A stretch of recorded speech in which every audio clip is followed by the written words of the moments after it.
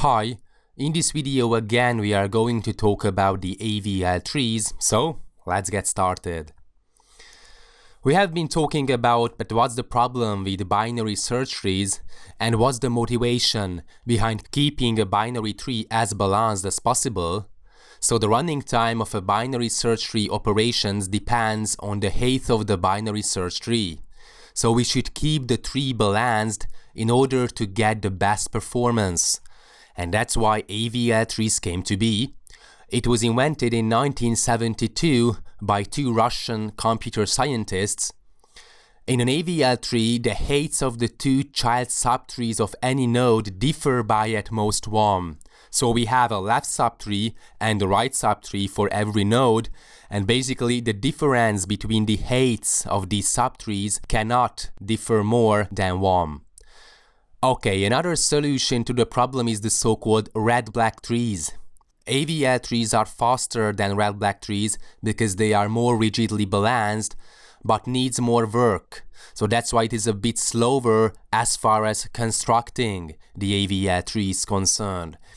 Operating systems relies heavily on these data structures, but I think that in the 21st century, red-black trees outperforms AVL trees because they are not rigidly balanced, and that's why constructing a red-black tree is not going to take so long. It's very important that most of the operations are the same as we have seen for binary search trees. Every node can have at most two children. The left child is smaller and the right child is greater than the parent node. So basically, this is the typical binary search tree feature. So it's going to be the same. The insertion operation is the same, but on every insertion we have to check whether the tree is unbalanced or not.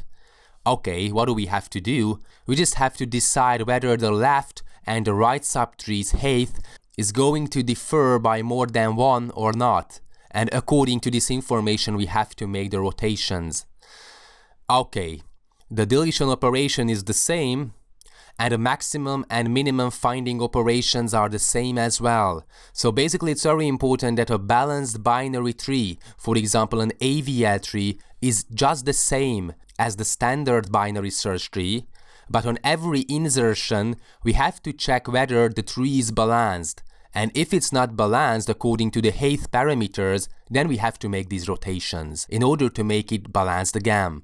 So let's suppose that we have this tree-like structure. Okay, we would like to find the 30. We start at the root node again. This operation is just the same as we have discussed for binary search trees. 30 is greater than the root node, we go to the right.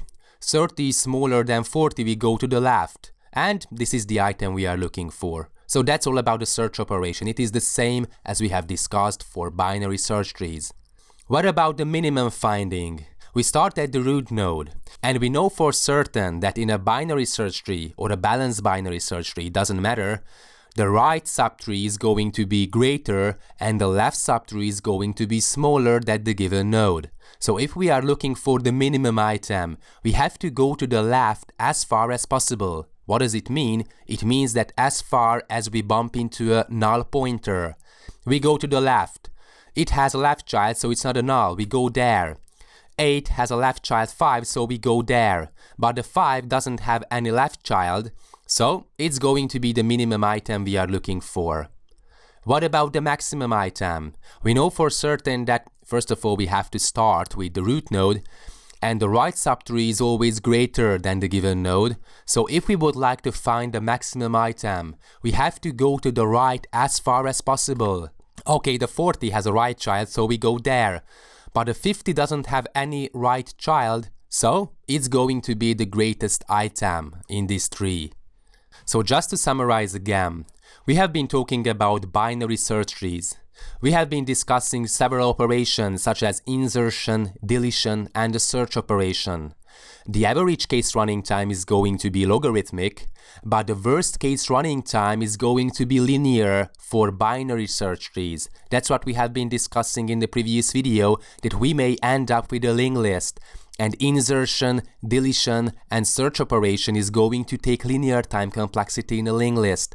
It is slower than the logarithmic time complexity. What about the balanced binary trees?